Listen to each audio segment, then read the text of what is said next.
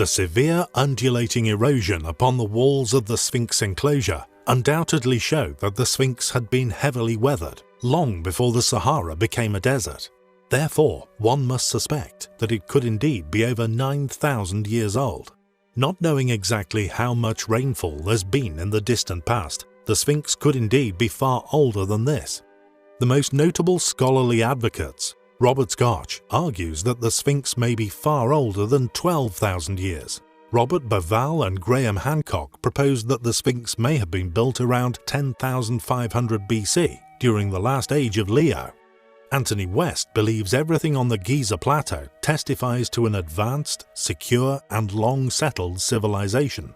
Therefore, he suggests that the Sphinx may have been built not during the age of Leo, but a whole precessional cycle earlier, in around 36,000 BC, a date he feels is more in keeping with the history of Egypt as chronicled by certain Egypt kings. Regardless of an exact date, all of these talented Egyptologists propose a date set much further back within history than currently accepted, and they have provided considerable evidence to back up such conclusions. At the time of disclosure, the argument sent shockwaves through the Egyptologist establishment, not because of the datings. Egyptologists and mainstream historians have grown quite inept at ignoring data, but more because it was realized that there is indeed no other explanation for their arguments. There is little doubt that the Sphinx enclosure was subject to severe erosion within its lifetime, and although it could have been explained away as a naturally formed enclosure, we fortunately know from analysis that the limestone blocks dug out from there were then used within the building of nearby Sphinx Temple. Interestingly, no other site in Egypt shows the same type or degree of erosion. Was the evidence hidden away, concealed from the public in what could only be called a conspiracy? Sediment surrounding the base of the monuments and a once existing watermark upon the stones halfway up the Great Pyramid's sides indicate just that. 2-inch thick salt incrustations once found within inner chambers, silt sediments rising to 14 feet around the bases of the pyramids found to contain seashells and fossils that have been radiocarbon dated at nearly 12,000 years old, have indeed slowly vanished over the years. These sediments could only have been deposited in such great quantities by major sea flooding. A watermark was also once clearly visible on the limestone casing stones of the Great Pyramid. These stones were unfortunately unknowingly removed by invading Arabs. These watermarks were halfway up the sides of the pyramid, or about 400 feet above the present level of the Nile River, 200 feet above the base. It seems the last remaining shred of evidence, the enclosure, survived due to the talented individuals that were required to spot it. Individuals who are thankfully on our side. We recently covered the astonishing rock-cut structures known as Madain Salah. Located within modern-day Saudi Arabia, they are largely attested by most modern-day academia as being rock-cut tombs made by a civilization 2,000 years ago. However, the precision involved in the cutting of such a remarkable collection of buildings will not have escaped the astute-minded among us.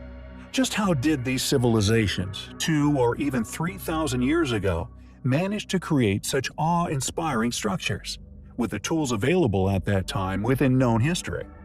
Just as the pyramids in Giza are attributed to the Egyptians, it is highly possible these claims of ownership were but mere inhabitations of sites far older. Many people who have investigated these rock-cut tombs have come away with a conclusion that some of the architecture is so precisely cut to recreate such straight angles would require the use of laser technology, a presumption also shared by us. It is therefore delightful when one stumbles upon something such as Naslaa. Located within Tayma oasis, also within Saudi Arabia, was this utterly perplexing stone left as a lasting signature of the tool used to create Madain Salah? Discovered by Charles Hoover in 1883, was this amazing megalith cut in twine with a laser, or indeed some form of highly advanced, highly ancient precision equipment of some form? If not, what could have created such a miraculous split so finely made and so straight within such an enormous rock? A perfect line straight through the center, left perfectly balanced upon two separate bases for untold millennia. Interestingly, in 2010, the SCTH, or Saudi Commission for Tourism and National Heritage, announced the discovery of a rock near Tayma with a hieroglyphic inscription of Pharaoh Ramses III upon it. Researchers have therefore hypothesized that Tayma was a part of an important land route between the Red Sea coast of the Arabian Peninsula and the Nile Valley. Was Naslaa, along with Naslaa, constructed by the same individuals as the Great Pyramids of Giza? Furthermore, archaeologists have discovered cuneiform inscriptions, possibly dating from the 6th century BC, pertaining to a legendary ancient civilization known as Oasis City. Mentioned within the Old Testament, it was said to have been a highly developed civilization with complex buildings and an advanced knowledge of waterworks. The oldest mention of Oasis City appears as Tiamat in Assyrian inscriptions, dating as far back as the 8th century BC. Were these mysterious people the culprits? With such precisely made rock-cut structures found within the same landscape, structures that many have reluctantly concluded display evidence of advanced stone-cutting technology, we find the existence of Naslaa highly compelling. We previously covered an intriguing discovery made within a forest in Oklahoma, discovered by David Campbell and his wife, while following up on a curious lead. This discovery, as previously discussed, is a compelling link to Waffle Rock, another anomalous relic we've previously covered. Embedded in the dirt where it struck the ground many years prior, numerous specialists have postulated that it could be a fragment of an artificial craft which disintegrated in the sky. What was astonishing regarding David's discovery was the similar structure of the object which they discovered, also partially buried and scattered amongst the woods, possibly the debris of this once enormous craft, created using an intricate layering design of unknown metals, minerals, and alloys. Although further studies of this compelling discovery have yet to be established, it is with understandable caution that those with knowledge of the area move forward. It must be noted that Waffle Rock, once a local landmark, had attracted a flurry of attention from geologists, scientists, and ufologists who'd begun to ponder its unique and otherworldly characteristics. That was until the United States government moved in and submerged the artifact under several meters of water. The entire town which had built up around this ancient object were forced out to make way for a reservoir which flooded the entire area. We have therefore undoubtedly been compelled to research further regarding David's amazing discovery, also due to our extensive understanding of the studies undertaken upon Waffle Rock and this site's similarities with such.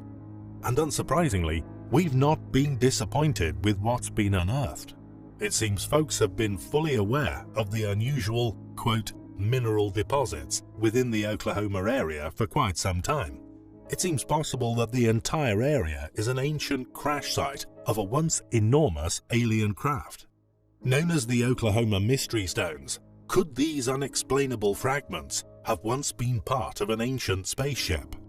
Found throughout Oklahoma, they are often mistaken for man-made objects, this clearly being due to their artificial appearance. And Oklahoma is not the only place we feel there could indeed be fragments of an ancient alien craft which crashed here on Earth. The founder of Mystery History gained access to detailed sonographic imagery showing the bottom of the Baltic Sea late last year. And now, due to the findings which were chased up by mainstream media outlets in early January, several other independent investigators surrounding Ocean X's discovery have arrived at the same suspicions. We strongly feel, due to our research, that the Baltic Sea anomaly is but a fragment of a much larger crash area which covers the seabed. Could these two objects have been part of the same ancient event? It seems while trying to solve one mystery surrounding these anomalies, you will often be confronted with several more. As always, thanks for watching.